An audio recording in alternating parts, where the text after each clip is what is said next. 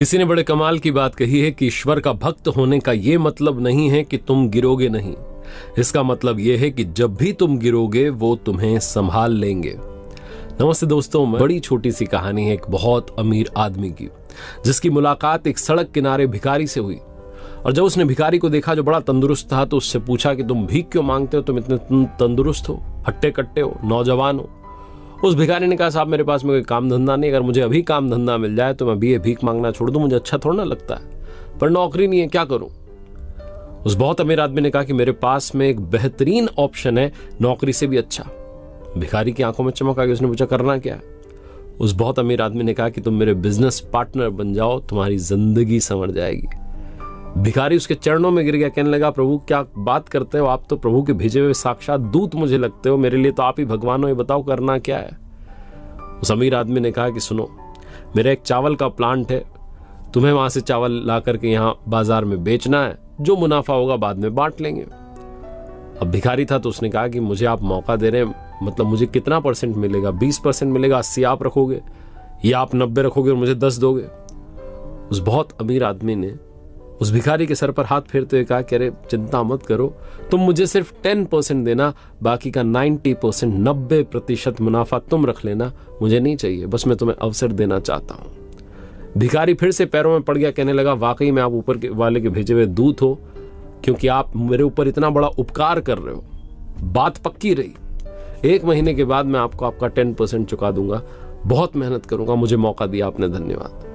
अगले दिन से चावल के प्लांट से चावल लाता, बेचना शुरू करता और पूरे दिन रात एक कर दिए, बहुत मेहनत की, ईमानदारी से काम किया।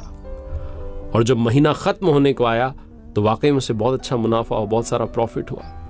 लेकिन जैसे ही वो प्रॉफिट शेयरिंग वाली डेट पास आ रही थी, मुनाफा बांटने की तारीख आ रही थी नजदीक, तो इसको लगने लगा कि 10% भी क्यों दूं, मेहनत मैंने की, इसने किया ही क्या, इसने तो सिर्फ मुझे अवसर दिया है, इस बात का इसे 10% दूं, ये भी बहुत ज्यादा लग रहा है। तो जैसे ही वो दिन आया जिस दिन प्रॉफिट शेयरिंग करनी थी, मुनाफा बांटना था, वो बहुत अमीर आदमी आया और उसने कहा, लाओ साहब मेरा 10%। तो जो भिखारी था, जो बिजनेस पार्टनर बन चुका था, इसने कहा, अरे वो वहां घाटा हो गया, यहाँ घाटा हो गया, और बहुत गरीब सी शक्ल बना ली और बहाने बना लगा कि अरे मेरे पास नहीं है, अभी अगले महीने देखेंगे।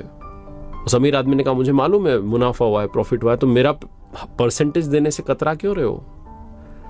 तो इस भिखारी ने कहा, तुमने किया ही क्या है।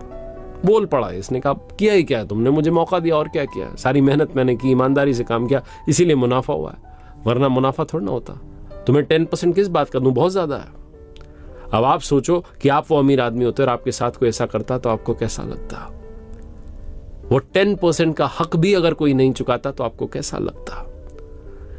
बहुत अमीर आदमी ऊपर वाला है, जिसने हमें ये जीवन दिया, ये अवसर दिया, हमें जिंदगी दी, हमें मौका दिया इस दुनिया में आने का, और हम 24 घंटे में से 10% भी उनको समय नहीं देते, क्योंकि हमें लगता है कि उन्होंने किया ही क्या है, बस हमें भेजा ही तो है यहां पर, बाकी सारी जिंदगी तो हम जी रहे हैं। आपकी सैलरी का 10% भी अगर आप डोनेट करना शुरू कर दें हर महीने, मैं तो कहता हूं 5% भी आप डोनेट करना शुरू कर दें, और दिन भर के 24 घंटे में से 5% टाइम भी ऊपर वाले को देना शुरू कर दें, उनकी भक्ति में समय लगाना शुरू कर दें, तो लाइफ संवर जाएगी। ये छोटी सी कहानी बस यही आखिरी सार समझाती है कि जिसने आपको जीवन दिया, लाइफ दी, उसके 10% का हक तो अदा कीजिए। एक बार फिर से वही बात, ऊपर वाले का आशीर्वाद, अपनी मेहनत अपनों के प्यार के साथ कर दिखाओ कुछ ऐसा कि दुनिया करना चाहे आपके जैसा।